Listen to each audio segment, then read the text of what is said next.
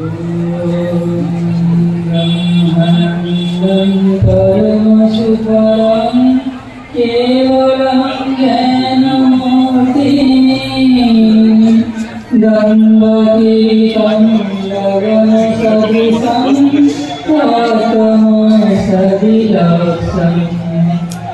एकं नित्यं विमलमचलं सर्वदा साक्षिभूतं भावातीतं त्रिगुणरहितं सद्गुरुं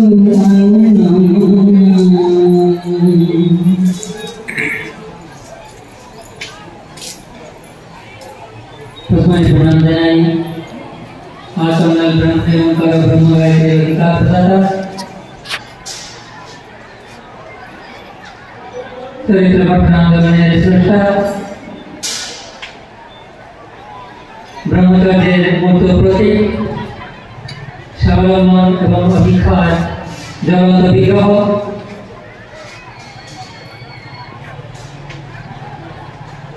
परम आराध्य अखंड मंडलेश्वर श्री श्री स्वामी स्वरूपानंद परमहंस देवेर चरणे प्रणाम জানাই।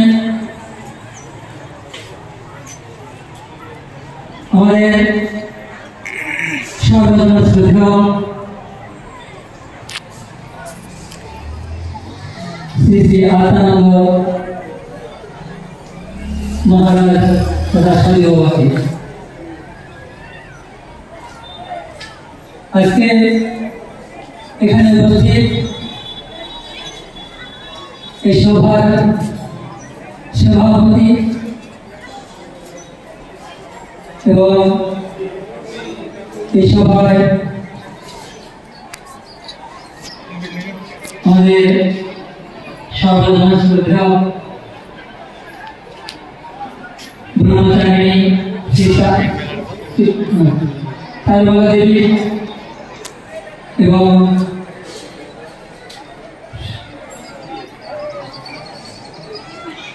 সর্বভারতীয় অখণ্ড সংগঠনের সম্পাদক নির্মল প্রধান মহারাজ মহাশয়, ব্রহ্মচারিণী গায়ত্রী সহ আরো সকল শ্রদ্ধা অতিথিবৃন্দ এবং মাতৃমণ্ডলী পিতৃমণ্ডলী সকলকে আমার সশ্রদ্ধ প্রণাম এবং জয়গুলো নিবেদন করছি।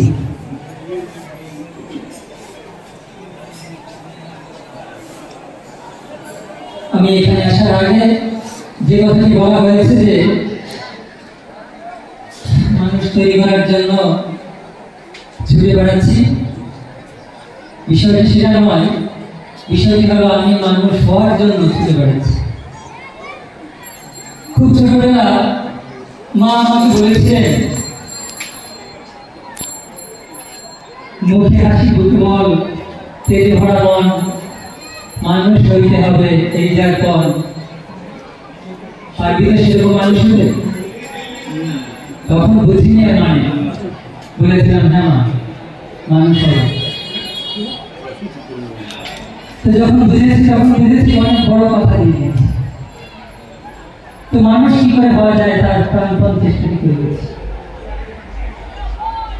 এখনো চেষ্টা করে যাচ্ছি মানুষ হওয়ার। আর যাতে সবাই সত্যিকারের মানুষ হতে পারে তার জন্য সকলকে উৎসাহ দেওয়ার চেষ্টা করছি। স্বামী বিবেকানন্দের সেই বি অ্যান্ড মেক নিজে তৈরি হও এবং আমাকে গড়ে তোলার জন্য উৎসাহিত করে। আসলে যখন কাজ প্রথম শুরু করি তখন স্বামী বিবেকানন্দকে নিয়ে শুরু করেছিলাম। তারপর হঠাৎ বাবাই আত্মগঠন বইয়ের সাথে আসে। তো বইটি পড়তে গিয়ে খুব সকালবেলা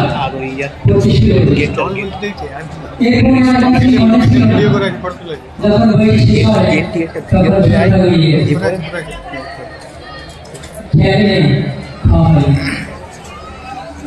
অর্থাৎ ক্ষুধা ছিল, কি করে মানুষ হওয়া যাবে, কি করে আত্মগঠন করা যাবে, সত্যিকারের মনুষ্যত্ব লাভের উপায় খোঁজের জন্য এক চূড়ান্ত আগ্রহ। তারপরে আর সারাদিনে যে খাওয়া হয়নি সেটা মনে হয়। সন্ধ্যার পরে আমি আর আমার ভাই একসঙ্গে থাকতাম।